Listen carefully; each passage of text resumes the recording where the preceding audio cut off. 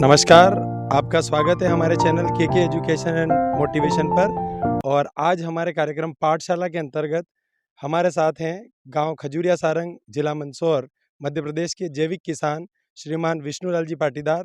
तो हम इनसे आज बात करेंगे जैविक खेती के बारे में। तो विष्णुलाल जी, आपका स्वागत है हमारे नमस्कार, कार्यक्रम में। नमस्कार। पहला प्रश्न मेरा ये है कि आमतौर पे जब सभी लोग रासायनिक खेती कर रहे हैं, जी। तो जैविक खेती के प्रति आपका ये रुझान किस कारण से हुआ?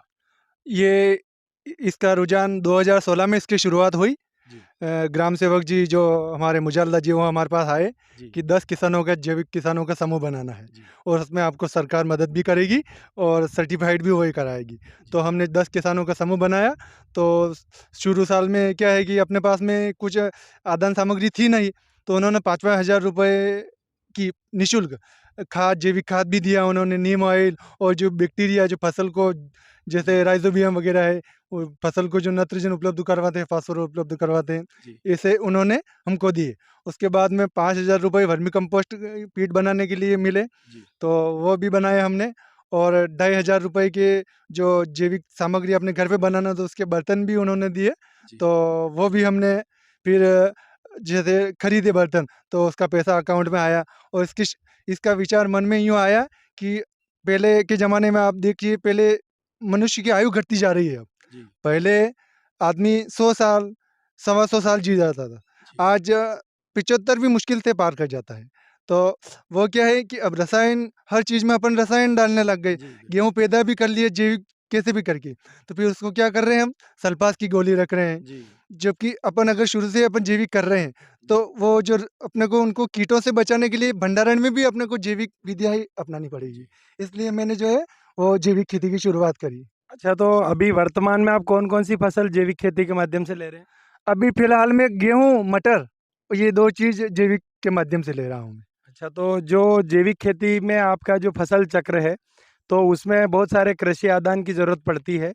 तो जैविक में आप किस तरह के कृषि आदान इस्तेमाल करते हैं? क्या-क्या चीज़ें उपयोग में करते हैं? जी, इसमें मैं एक बात कहना चाहूँगा कि गो आधारित जैविक खेती या जी, गो आधारित प्राकृतिक खेती, अगर गाय नहीं है, वो भी देसी गाय, भारतीय नस्ल की, जी, तो ये जैविक खेती हो ही नहीं सकती। जी, पहले आपको गाय पालनी पड़ेगी जैविक खेती करने से पहले। जी, उसके बाद में, क्योंकि उसका मूत्र, उसका गोबर, वो तो अपने को काम में लेना पड़ेगा ना। जी, अगर इसके बजाय हम भैंस का लेने जाएँगे जी, या अपन देशी जर्सी गाय का लेने जाएँगे, तो उसमें तो उसकी वो मतलब वैल्यू नहीं है उसकी। जो गो आधारित, पहले गाय पालो उसके बाद में जैविक खेती करो, तो गाय भी बचेगी, गौशालाएँ भी आत्मनिर्भर होगी और अपने को जो उससे जो उत्पाद मिल रहे हैं, जी। जैसे गोबर है, गौमूत्र है, वो अपन खेत में डालेंगे, तो उससे उत्पादन भी अच्छा होगा, ज़मीन बंजर नहीं होगी।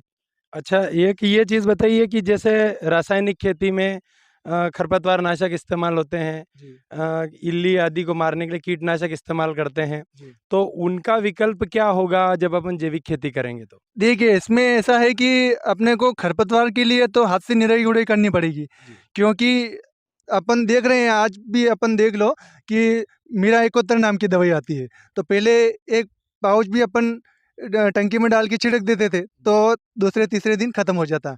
आज 8-8 दिन लग रहे हैं, तो क्या है, ज़मीन इतनी पावरफुल हो गई कि वो काम भी नहीं कर रहे हैं। तो जी। इसलिए अपन, प्रतिरोधकता आ हाँ, जाती है उनकी। प्रतिरोधकता।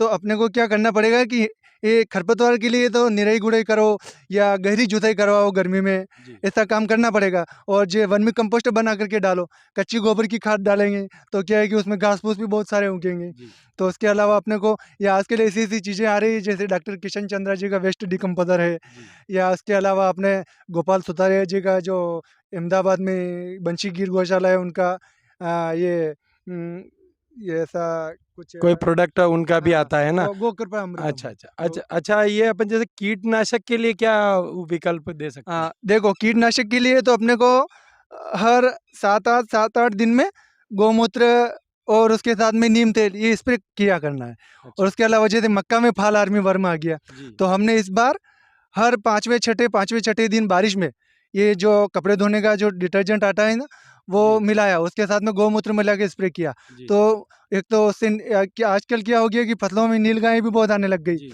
तो वो गौमूत्र मिलाएँगे और मक्का में उसके साथ में ये डिटर्जेंट मिलाएंगे, जी। तो उस गौमूत्र की भपक से वो कीट तो आएंगे ही नहीं। अच्छा, उसके वो गंध से नहीं वो आएंगे, है गंध से ना? नीलगाय भी उसको खाती नहीं है और हमारी मक्का अच्छी हो गई, बढ़िया। अच्छा, नीलगाय से भी हाँ। सुरक्षा हो गई।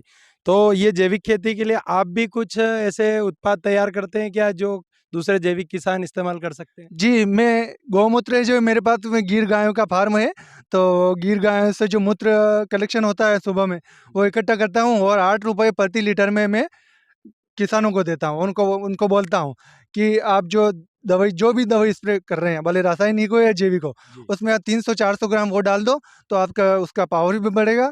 और उसके अलावा 5 पत्ती अर्क को ये तो मैं बेचता तो नहीं हूँ, लेकिन मैं अपने घर पे यूज़ करता हूँ उसका। अच्छा, तो जब कोई किसान जैविक खेती शुरू करता है, जी। तो रासायनिक खेती के मुकाबले उसके उत्पादन में कोई फ़र्क आता है क्या? उत्पादन में मतलब लोग कहते भले हैं कि आधा रह गया, ये हो गया, ऐसा नहीं है।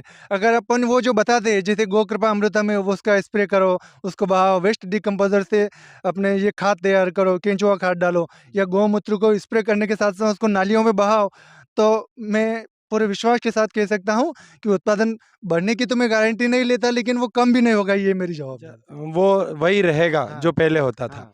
अच्छा, तो एक एक और जो विषय है जो जैविक खेती करना चाहते हैं उनके दिमाग में अक्सर ये बात आती है कि अगर हम जैविक उत्पाद तैयार कर लेते हैं, जी। तो क्या कहीं बाज़ार में हमें उसका अच्छा मूल्य मिलता है या नहीं? देखो, अपने यहाँ मंदसौर की तो मैं कह नहीं सकता, लेकिन बहुत सारे ज़िलों में शुरुआत हो चुकी है। ये उज्जैन में हुई, एक देवास में है, दीप ज्योति करके एक जैविक उत्पादक समूह है, वो अपनी मदद करते हैं। उसमें जो भी उनका चार्ज है, वो अपनी जैविक खेती करवाते हैं। 3 साल बाद में सर्टिफ़िकेट वो प्रदान करते हैं गवर्नमेंट के थ्रू। जी। उसके बाद में वो खुद गारंटी देते हैं कि आपका अगर रसायन रहित होगा, तो वो माल हम खरीदेंगे और वो फिर बड़ी-बड़ी सिटियों में सप्लाई करते हैं। अच्छा, अभी अपने इधर जागरूकता की थोड़ी कमी हाँ, है। अपने इधर शुरुआत नहीं हुई है। अच्छा, तो ये जो है आपने भी अपनी ज़मीन पर जैविक खेती का कोई सर्टिफ़िकेट लिया है क्या? हाँ, पहले पीजीएस इंडिया करके अपने आत्मा योजना अंतर्गत जी। 2016 में हमने शुरुआत करी, जी। तो 2019 में जाकर के हमको पहले प्रथम सर्टिफ़िकेट जो मिल चुका है गेहूँ का। अच्छा, गेहूँ आप जैविक हाँ, पूरा तैयार करते हैं। जी। तो क्या ये आप खाने वाले जो हैं और बाकी जो उपभोक्ता हैं उनको भी देते हैं गेहूँ? हाँ, अगर कोई बीच में आ जाता है कि मेरे को जैविक जैविक गेहूँ चाहिए, तो हम दे देते हैं। बाकी तो और मंडी है ही सही, क्योंकि मैं बोल रहा हूँ ना कि अपने यहाँ पे अभी शुरुआत हो ही नहीं है। लेकिन देर सवेर मतलब आज नहीं तो कल तो होगी सही। अच्छा, मतलब किसी को खाने के लिए जैविक गेहूँ चाहिए तो आपसे संपर्क कर सकता है, हाँ। तो आपके पास मिल जाएँगे। हाँ, हमारे पास में अभी तो फ़िलहाल में तो अभी तो स्टॉक नहीं है, लेकिन जो आने वाली जो सीज़न है, जी। जैसे अभी जो गेहूँ बोया है हमने, तो जी। वो अप्रैल मई में उपलब्ध हो पाएगा। जी, बढ़िया है हमारा और दर्शक। मटर तो अभी आने वाली है, तो जी। ये भी जैविक है, तो कोई अगर सब्ज़ी के लिए लेना चाहे तो वो तो जी, फ़िलहाल जैविक ही आपसे संपर्क कर सकता है। जी। बहुत अच्छा लगा विष्णुलाल जी आपसे मिलकर के और एक छोटे से गाँव में आप जैविक खेती के इस कार्य को आगे बढ़ा रहे हैं। वास्तव में प्रकृति के लिए और मानव स्वास्थ्य के लिए जैविक खेती बहुत ज़रूरी है, लेकिन अभी सभी किसान इस बारे में जागरूक नहीं हैं। जी। क्या सरकार को भी इस बारे में कोई पहल करनी चाहिए आपके हाँ, अनुसार? मेरा इसमें एक विचार आ रहा था कि जैसे सरकार समर्थन मूल्य घोषित करती है, जी।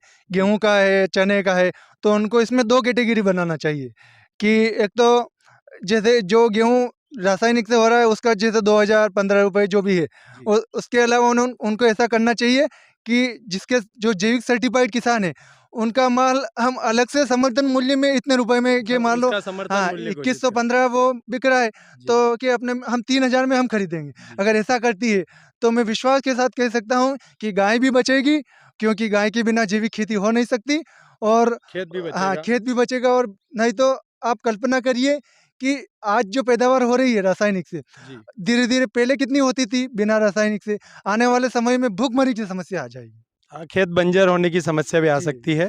चलिए, ये थे हमारे साथ विष्णुलाल जी पाटीदार। इनसे हमने जैविक खाती खेती के बारे में जानकारी प्राप्त की।